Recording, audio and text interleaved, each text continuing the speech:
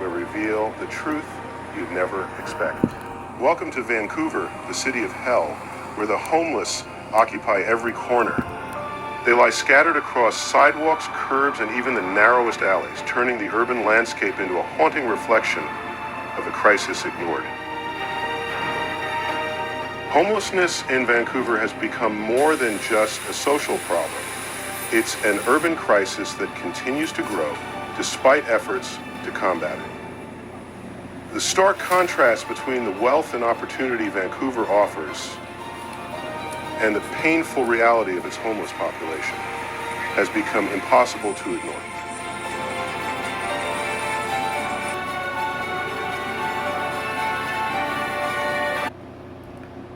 I'm going to stop right now and interject. Most of the people are not homeless. They live in crappy SORs. They're small units. Sometimes they don't even have their own bathroom. They hang outside. So when you come down here and you go, these people are all homeless, you're not right, okay? It's not right. They're living in shit shows that they hate. They're on the street because that's where the drugs are, and they have hive mind mentality and hang out in little groups, okay? So that number one is a myth. There are lots of homeless people, but not everybody. The majority have a shit show to live in. We all do. It's horrible living in buildings with druggies. My last building I lived in, I thought, how bad could it be? It was a building for over 55. And usually only 1 or 2 people, or maybe 3 people got to move into that building of 88 suites per year until the jab came out. And, all of a sudden, half the building, poof, body bags. So after that, the druggies moved in. They turned it into pure hell. It was absolute pure hell and chaos. And all you have to do is look at my videos and go back a year and my huge amount of videos and take a look. Pure hell. Right now that building is half empty. There was so much death in there that more people died in that building in the 3.5 years I lived in there than the 88 suites, because we had druggies coming in dying too. There was the death vans at our building all the time. And after I left, even more people died. They're not even moving people in. It would be a bad building now because it's a death building.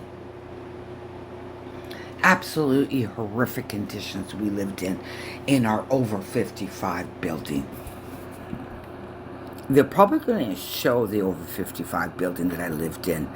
And I made videos. Now they clean in front because it's an indigenous block. They're building a big, giant indigenous building in the indigenous neighborhood and on one of the worst blocks.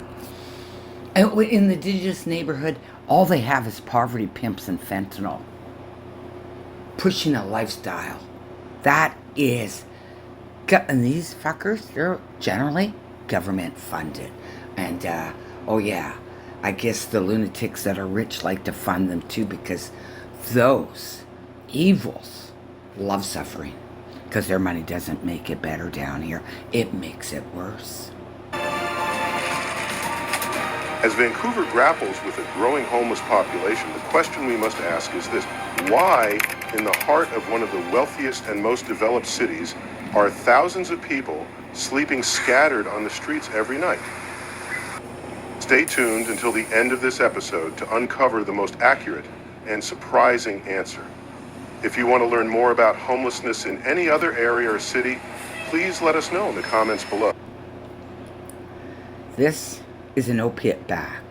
This is what our medical people are making and our poverty pimps. And they just out on patrol like crazy the last month.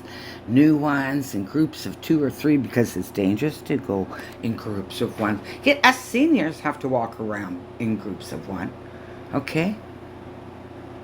We don't make friends down here. These people aren't your friend kind. They need help. And these poverty pimps keep them at their level. It's heartbreaking to witness. It's absolutely heartbreak. Every morning I wake up very, very sad in my neighborhood.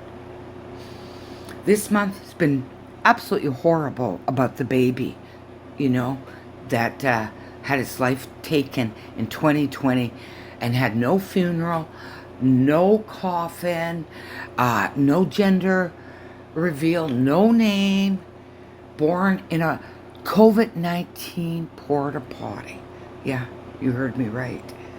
And this neighborhood stood up for the mother. No justice for the baby. Okay, I know the baby's growing up in heaven. It took me 2 years of crying to finally someone in my head came in my head and said, I got her. She's fine. So I think it's a girl, but I'm not sure. Anyway, very traumatizing for a person like me that have feelings, have a conscience, have a soul, knowing that this is perpetrated deviantly by our government hiring poverty pimps. There's no, hey, let's get rid of the fentanyl like we did with the ivermectin during the flu season. None. And they did a damn good job of shutting that down, firing doctors that were prescribing it. But they can prescribe this lifestyle. The worst part for me is knowing my province, British Columbia, the number one reason kids die here now is opiates and hard drugs. They're putting it in their cannabis from 10 years and up. Another heartbreaking knowledge is that a big building by me, Budsy, I'm watching a fire and someone comes up to me because I have a YouTube channel, knows me. Do you know, Debbie, that there are mothers overdosing in that building and the children wake up to a dead mama? And I mean, that's fucking heartbreaking. Okay, fucking heartbreaking. In a shelter, I witnessed very shortly, a couple weeks before the baby's life was taken in a porta potty, a mother, they put me at 58 years old in a shelter, a heroin fentanyl shelter, and I'm not a hard druggie. I tried to unalive myself multiple times trying to get out of there. The cops even beat me up. And it was horrifying. It was absolutely horrifying what I witnessed. Beautiful 8-month baby bump and injecting hard drugs into it, fentanyl. Baby would have had issues being born, but it didn't deserve what it got. And nor did it deserve this crappy neighborhood I live in saying, hey, let's worry about the mom. You guys are fucktards. Any of you stand up here in my neighborhood and even the cop spokesperson, all the politicians think that's okay. It's because you're evil fucktards. Below, and we may cover that issue next. Don't forget to like, share, and subscribe to explore more stories from the shadows of society.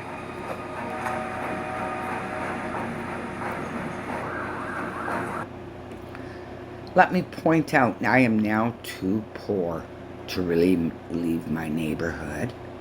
My feet aren't in good condition that I can walk like I used to when I was young. I wore out my feet working in retail, so I have feet issues, so I can't walk over to the beach miles away and back anymore. The bus now is an issue of catching it. I'm not going to steal bus free rides and humiliate myself.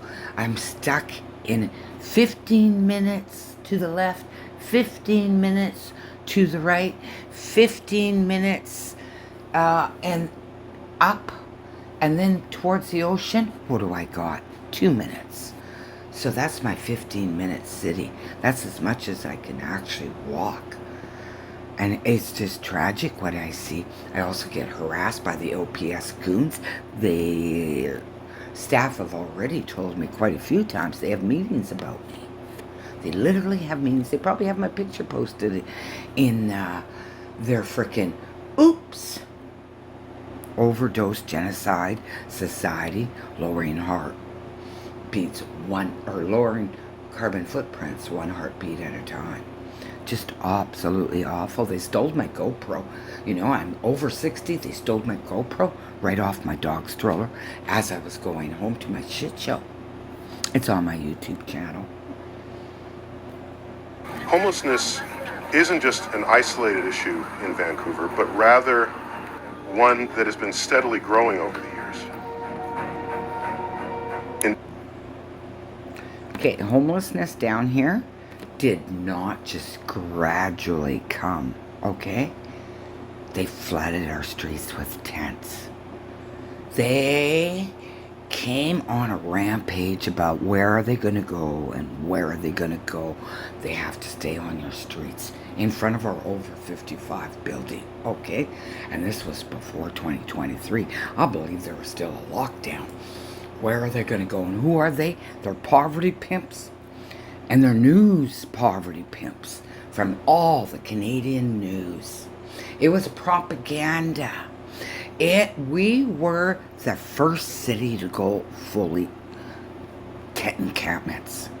And then it went across. We were the test project neighborhood. And now it's across Canada.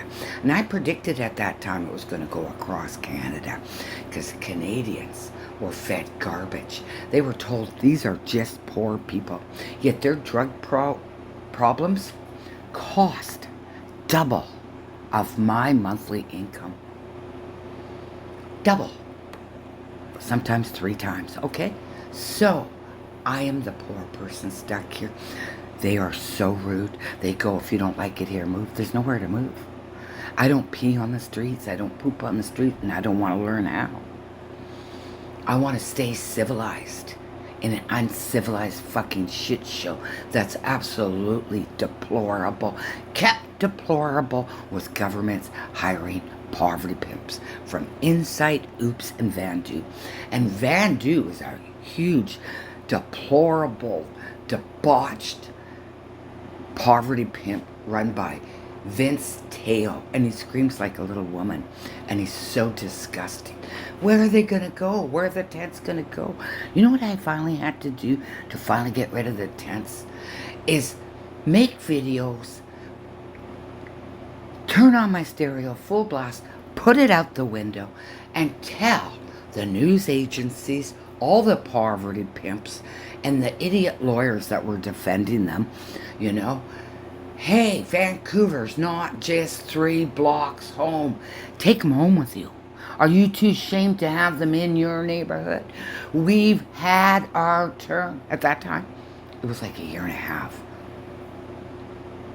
It was dangerous to leave our buildings. One guy in a wheelchair got stabbed and the news come down here. Oh, did the poor person have to stab a person in a wheelchair just because they didn't want to make room?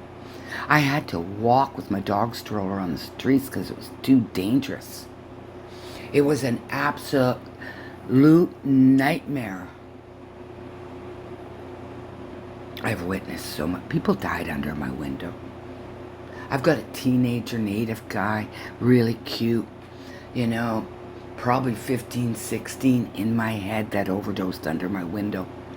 I still see his little native girlfriend, probably 15, 16, there with him for a long time. The medical people come, and it looks really bad, like he didn't make it, and she runs away crying. I see that. I know I made a video, but I can't find it because I can't go through my videos because they make me cry. It's hard for me to ask. Please give me a thumbs up. The Canadians don't even like what I'm exposing. They don't even want to watch my videos anymore. I hurt from what I witnessed and what is allowed in this neighborhood. Homeless count revealed that the city's homeless population had risen to 2,420 people, with 605 of those being unsheltered. However, with no official reports for 2024 or 2025, this figure may not accurately reflect the current situation. An unofficial estimate from 2024 suggests the number could be higher, around 4,094, based on analysis of other data, but its reliability is disputed. These alarming statistics paint a grim picture of the state of Vancouver's housing crisis and reflect a broader issue that has plagued not only Vancouver, but many other major cities across Canada.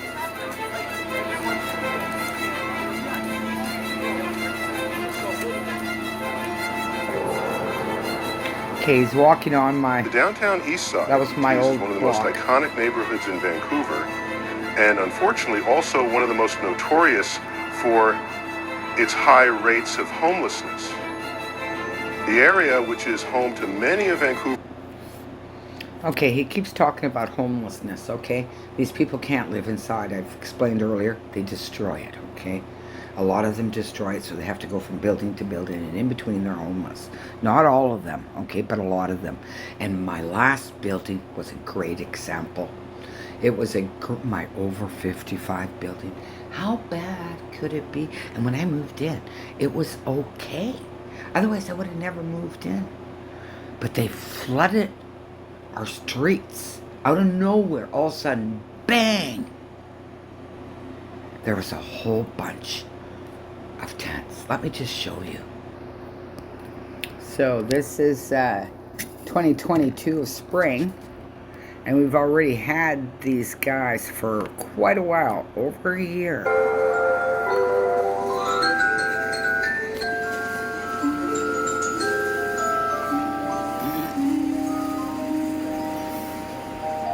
This was completely thrust upon us. It came out of the left field. It pretty well appeared overnight. It was like, you guys all have the right to go set up tents on Hastings Street. This is me recording.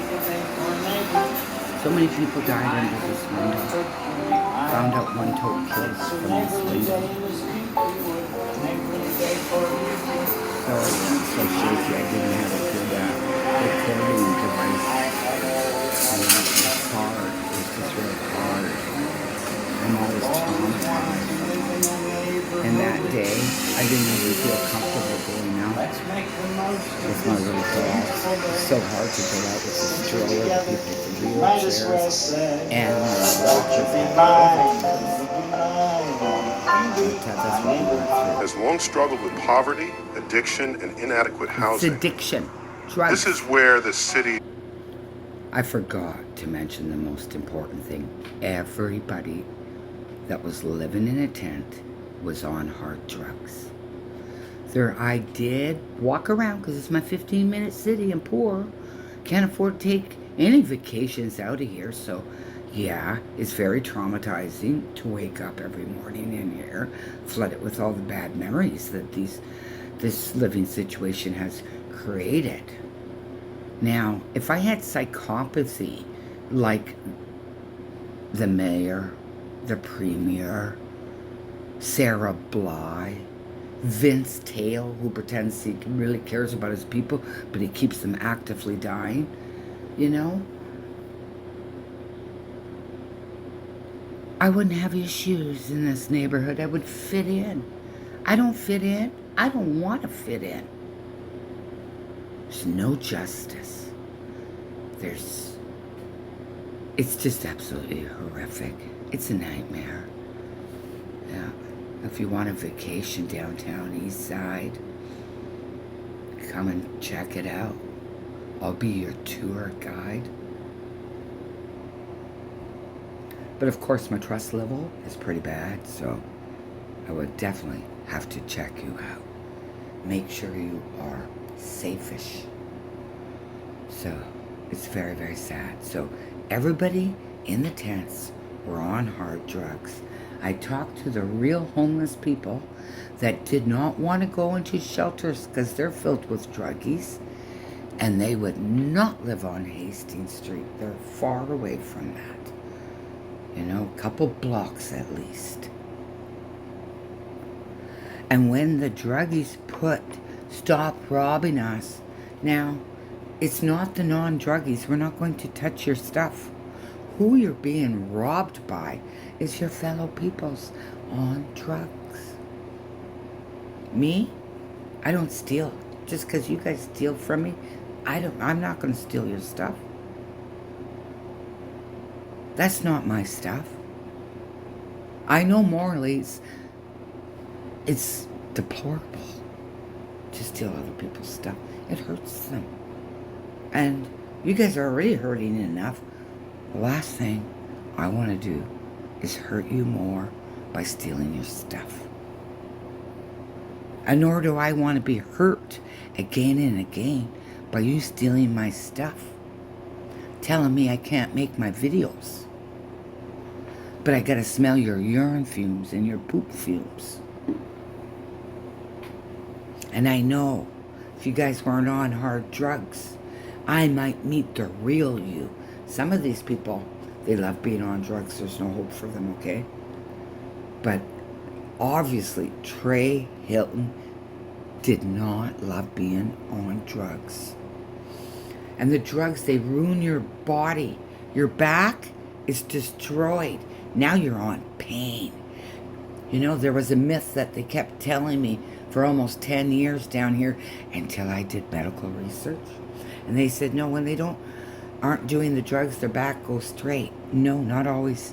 Their back, many times, is completely destroyed. And they need hardcore painkillers to be able to endure the pain. If they get off hard drugs, they're going to qualify for MAID. That's another thing they did for me.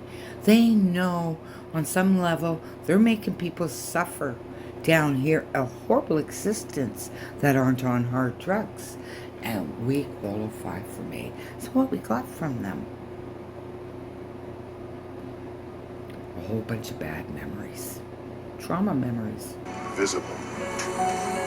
On a walk through the streets of the DTES, you'll see I lived tents, across the street from them. makeshift shelters, and a sense of despair that is impossible to ignore.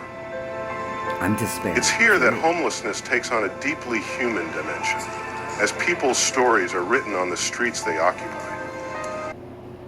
I had an absolute horrific childhood. It was horrific. Okay, I never got over my childhood 100%, but I did not take drugs, hard drugs, and I did not live on the street. And that was not an excuse for the behaviors that we're seeing today. They're setting the cops on fire. They literally are. They're stabbing the cops. So we have been taught very quickly, guns. You with a gun are not even safe. So if we had gun laws, we wouldn't be safe either. It's horrific.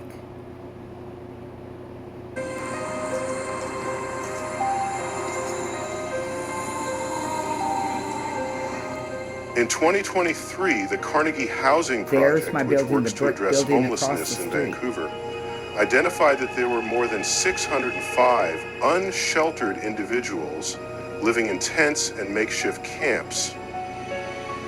These people are often forced to live in unsafe conditions with limited access. Okay, I gotta stop there. These people, okay? I'm one of these people, but I was not on hard drugs. We didn't even have 6 feet to get out of the door during COVID. We did not. Okay, I had to phone the COVID police to get the OPS tent, Overdose Prevention Society, which really should be OGS, Overdose Genocide Society, because if they look at statistics, they're failing colossally. And fentanyl shouldn't be on our streets. The chemicals shouldn't be coming into our country. But hordes of money being made. It is now $1 billion industry with a multi-billion-dollar infrastructure, which shows me there's no way that this is going to stop. Everything here is built for druggy culture. We couldn't even get out of our door. Inside where we were living in my old 55 building, it smelled like poop. We had poop on the walls, poop on the floor. It was a poopy mess. It was dangerous. The woman underneath me jumped out of the window twice. Broke her legs the first time. Total of 3 times. One, she got rescued by the fire people, and I watched. My stomach broke. It was so horrifying. She already had broken legs from the previous attempt, and now she was hanging by her fingers holding on, and I'm watching the fire ladder coming to get her. They handcuffed her to the fire ladder, or to the fireman, that lucky woman, very, very, very lucky woman, and got her down. And you know what the scumbags did down here? Poverty pimps, paid by the government. They moved her after her 3rd attempt, which was the right thing to do, to the ground level. There was no jumping ability, okay? And you think, okay, that's great. She's safe. But then you find out, she doesn't live there anymore. So you want to know what happened to her, because it's your neighborhood, it's your neighbor. What happened to this very broken human? Indigenous broken human. Then you find out, well, Debbie, they moved her to a 7-story building on the 7th floor or the 5th floor, I can't remember. It's either one. And she jumped. She's no longer with us. So across the street from where I lived, they euthanized a woman, and she wasn't dying. It was horrifying. She came on my YouTube channel to say the hot dog party was her celebration of life. And if you Google my Debbie Hellion and hot dog, you'll get that video. It was horrifying. I'll never forget the emotions I had on my 4th floor apartment, living above a tent city where everybody was on hard drugs that cost way more money than my whole budget. And they would call us the rich people. The poverty pimps actually programmed them. If we live inside, we're rich. Such as clean water, sanitation, or medical care. The growing number of... Okay, the medical care, let's clear that up. These guys have a ton of medical people looking after them really poorly, okay? They do. People that aren't on hard drugs in this neighborhood have a hell of a time getting medical attention. Now, on my YouTube channel, I have showed on my big YouTube channel, the bigger one, it's not that big, but it's bigger, all the medical people just on my block, down the block, and there's more for people, druggies, okay? There's no place. There's for regular people that want good medical attention and a normal waiting room. Nope, not down here. So as for medical, they have even poverty pimps from Oops, Insight, Vandu, trolling the street. Never alone, because it's not safe, either in 2 or 3 or groups of 4, with their little OD kits hanging off like a badge of honor, doing nothing. I never see them doing anything important, just trolling. Always happy because they're making money. They got a good job. They've been brainwashed that they're saving lives. They'd be saving lives if they got the people off of it, because eventually they don't like it, and then they're very unhealthy. Shelters is a visible sign of the city's failure to provide adequate housing for all its residents. Living through that. There's my building. This is where I lived. My building. I had to phone the police multiple times to clear the building before As I the would homeless go out. population grows, so does the social impact. So what happened was, like, one day we woke up and there was quite a bit of tents, and then within a week our blocks were full. It was an invasion, organized, a highly organized invasion of tents, organized by poverty pimps, paid by the government. And there's some legal retards in our neighborhood, I keep forgetting their name, that are a lawyer's office, you know, and you would think those people would be educated and know the basic human rights, and there's none down here. And they would smell the poo and pee and go, hey, this is unhealthy, that's why you guys have one-legged people and no-legged people like crazy down here. But no, they're evil or they're retarded. And I like to think that they're more evil because they won't do that to their neighborhood. So this tent invasion was an invasion. So I'm just clearing up the mysteries. I appreciate the guy doing this, but I'm clearing it up. It happened during a lockdown because that time I could phone, you know, the COVID police to get Sarah Bly of the OPS, Overdose Prevention Society, grade 10 education. That's who they hired for the province representative, you know, was someone with grade 10 education, psychopathy, definitely psychopathy, to dictate to the downtown East Side Indigenous woman. I call her Sarah Bly, the big fat fentanyl blob. She runs for me. She is in my videos. Horrifying stories.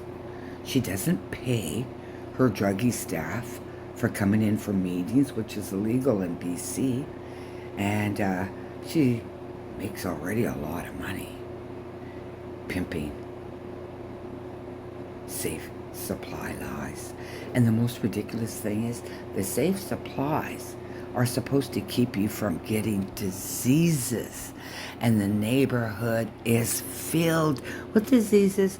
They come on the news and tell us, look, this is poor people diseases. No, it's druggy diseases. How dare you discriminate against poor people like me that are clean? And there's lots of us here that are clean, poor people that can't afford to move out of the neighborhood. I would never pick this neighborhood to live in. Never would have picked to have this horrific, horrible Canadian experience.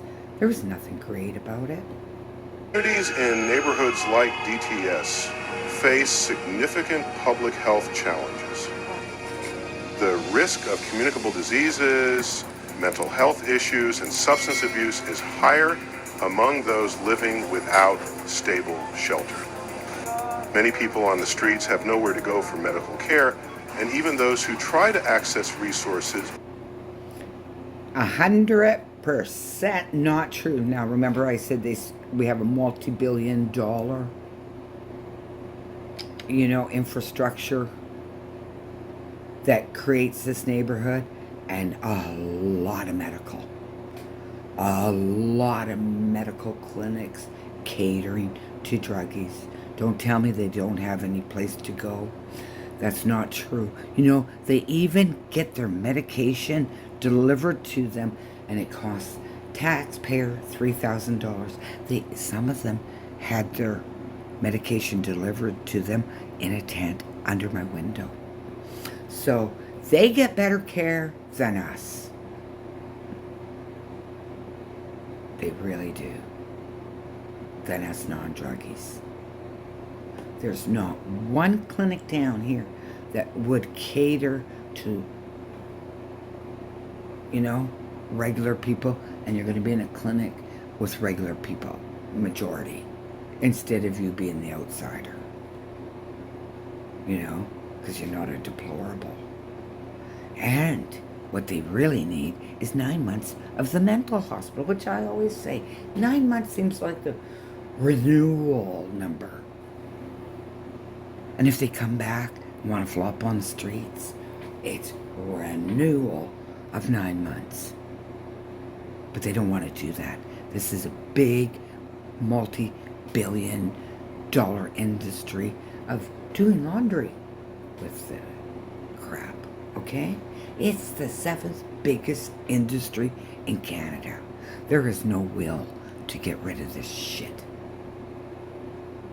And when there's no will to get rid of this shit, deep down, I'm angry and I'm heartbroken at the same time. The lack of support systems in place. Mental health issues, including depression, anxiety, and trauma, are widespread in the homeless community, but treatment and support services are often difficult to access.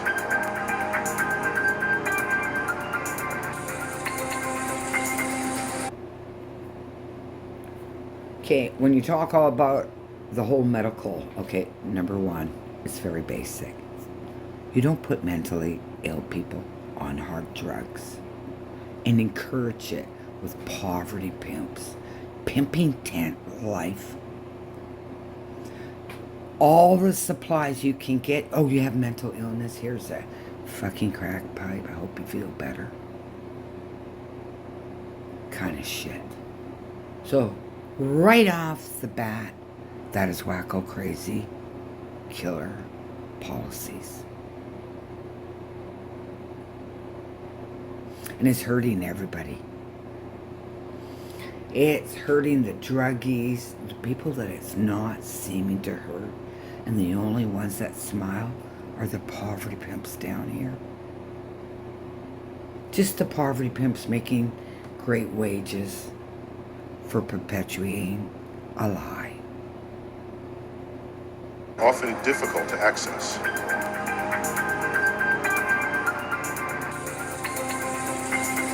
That used to be my corner store. Vancouver's social safety net is under significant strain. There's Van as Du. the That's city Van Du. grapples. I volunteered at Van Du. Let me back it up. Okay, that's Van Du. Where the little sign is, the brick building, white chair, the doorway would be to the right. That is Van Du. Now, I volunteered there for free, making videos for cannabis substitution project for over a year, maybe a year and a half, giving away free cannabis, high-powered edibles. And we helped get a lot of people off the hard drugs. And that organization keeps getting busted. But not Van Du. Vince puts up posters all over the place. I ripped a lot of them down. It's on my YouTube channels, depicting cops as pigs when I'm smelling Vince's clients' urine and what do you call it, poop and fentanyl. And it's just horrific. Yeah. So now they're literally setting the cops on fire, stabbing the cops, and creating war on the most vulnerable seniors. 80 and over, 70 and over. Like, I won't go out at night. I come home with a stroller poop underneath my wheels. I roll over poop on the street. I can't see it at night. And I know it's dangerous for me and my dog that I'm responsible for because I love her, Daisy. And her daddy died living in a damn tent on drugs, and he was miserable, and it wasn't a proper death. It wasn't natural. So yeah, I'm not going to take extra chances with Daisy and me as her caregiver going out at night when I can't see, who's going to be the perpetrators, and they always are, like 3 or 4. I see victims, senior victims, and they don't report it because they're scared. Okay? A lot of people are scared to put their 2 cents in, because look how I get treated. I have an opposite view. It isn't come to the table, let's talk about it. No. So you fucktard. We want to kill you. Don't record us. We're going to steal your dog. You know? And then, yeah, just, it's so upset that this is created. This is not natural. It was perpetrated on a very vulnerable neighborhood in Canada, the most vulnerable during a lockdown, a pandemic lockdown. As the city grapples with a growing homelessness crisis. Despite ongoing efforts, the availability of shelters, healthcare services, and social support. All the homeless shelters are majority druggies. And they're horrible. They're all horrible. One's really horrible. And that one allows you to smoke, in 2 of them, smoke inside. Maybe 3 of them, smoke inside, do your drugs inside, are horrible. They're drug dens. Now, if you're not on drugs and you're homeless and you don't have a family because you were a foster care kid, you might have to stay in the horrible. You would want to sleep outside, not in this neighborhood. And the other homeless shelters, the women's homeless shelter, they treat you like you're, you know, a working girl, and you have to check in every 4 hours. So that's 4 times a day. Otherwise, you lose your bed. So you're treated. Well, I felt like I was treated like a whore. That's what I felt like. So you're housing with majority of druggies. And if you're not on drugs, you're going to have more feelings if you're not filled with psychopathy. Meaning you don't feel and you don't care.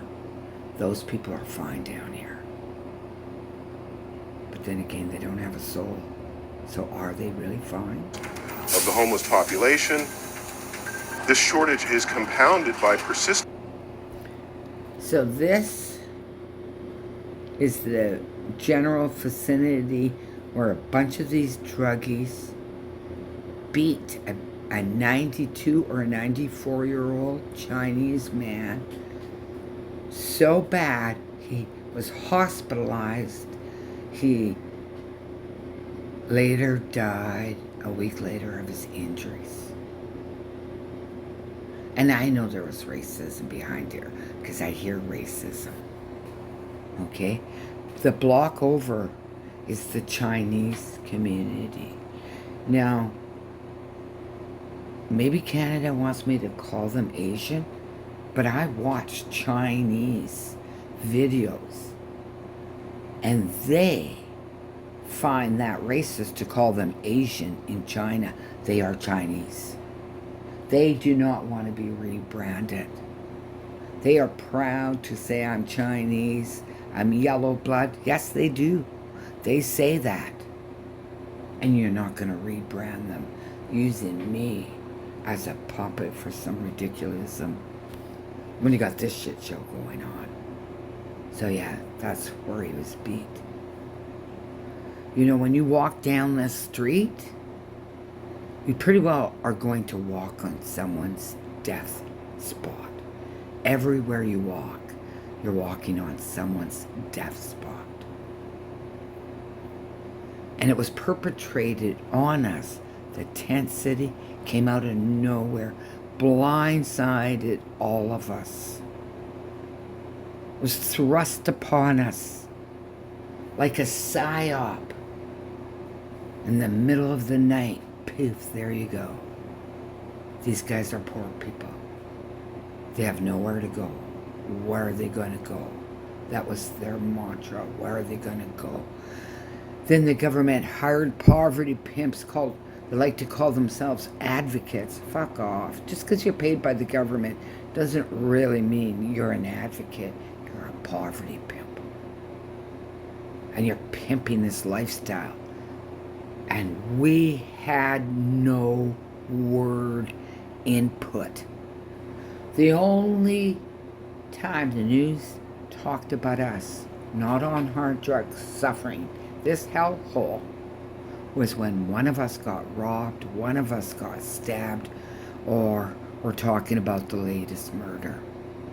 I've lost count of how many murder scenes I was at after 55, okay?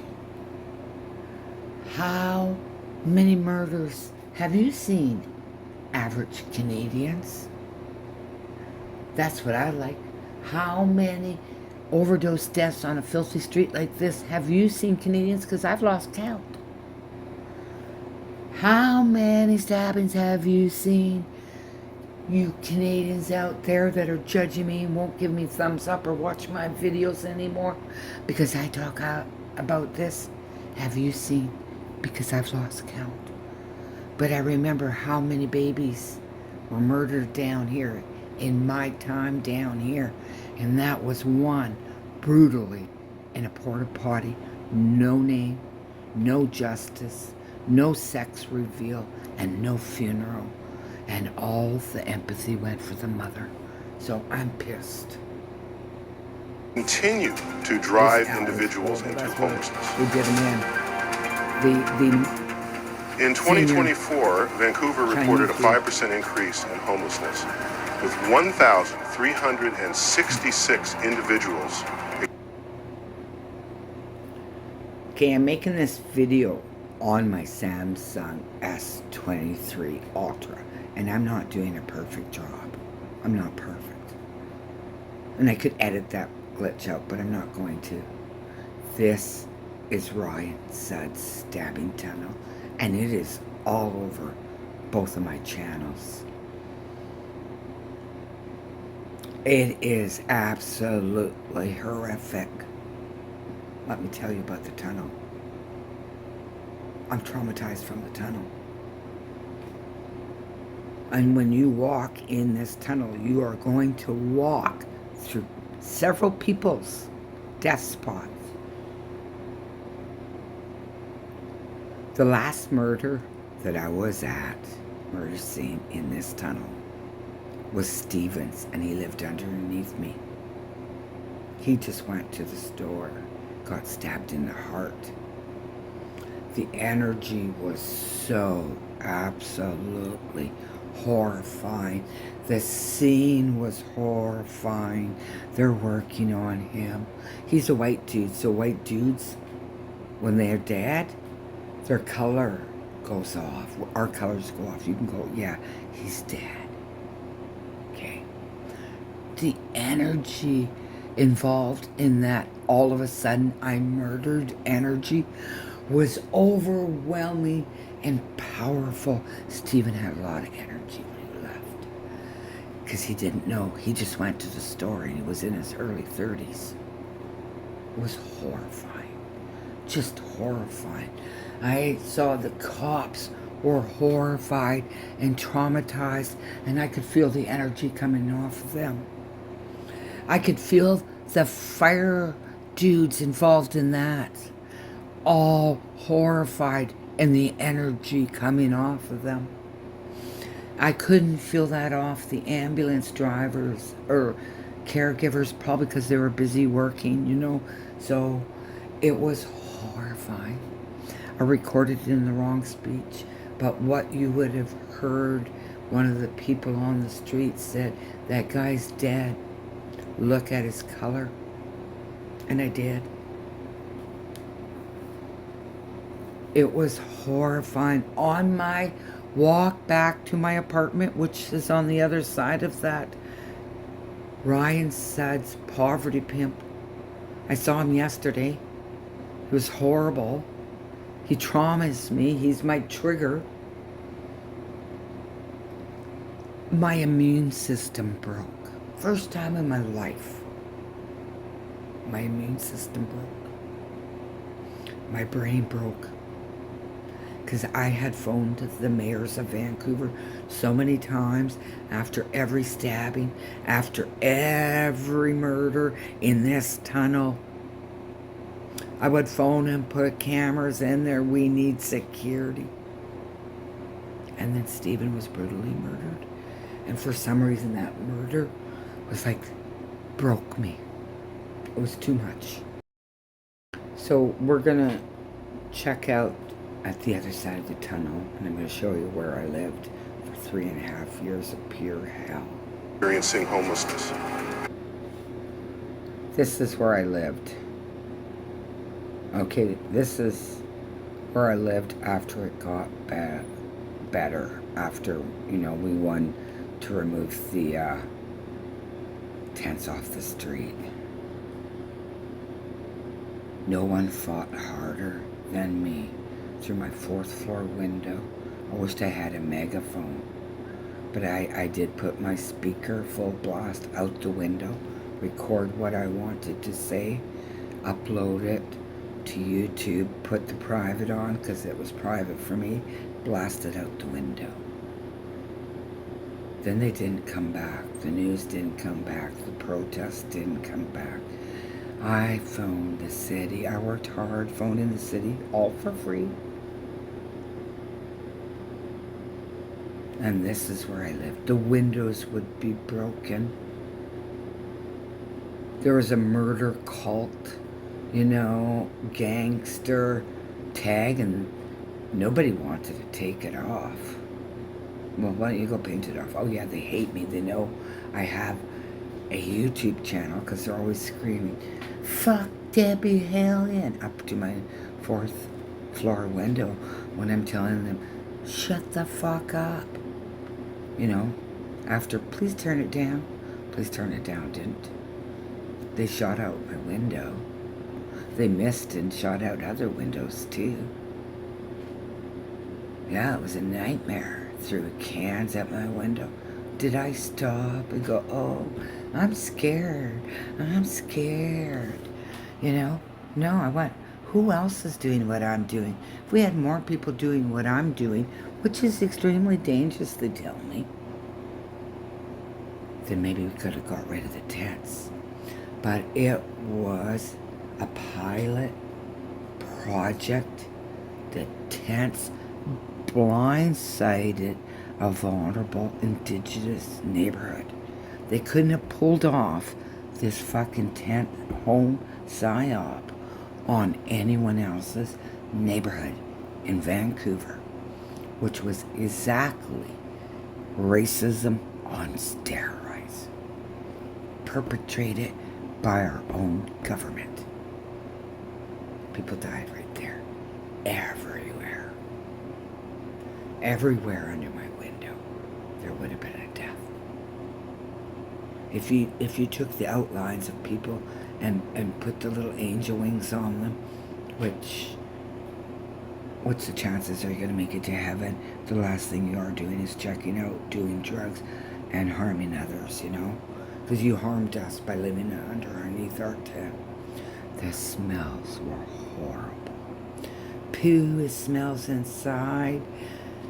The building after the druggies moved into our over 55 building, and outside. It was hell.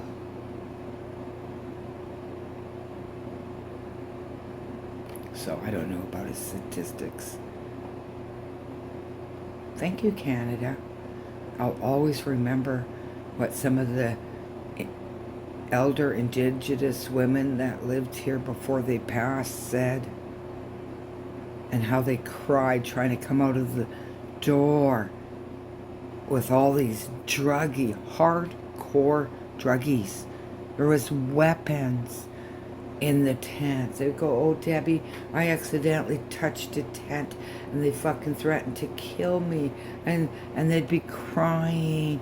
I've seen so many seniors crying coming in and out of the door. And then I saw one senior, oops, I guess I didn't see her, because it was me coming out screaming. So, same with Daisy. Daisy, the dog, knew it was wrong. I was barking, trying to get out the door. That shouldn't have happened. Broken windows. They got a broken window again. It was pure broken window syndrome. It was horrible. Absolutely horrible. I will never get over this. I will never ever get over the trauma I witnessed by not checking out on hard drugs. The only reason I survived this was cannabis edibles, not mental pills, because none of them would have worked, and they all have bad side effects. Cannabis cupcakes. Now I'm checking out.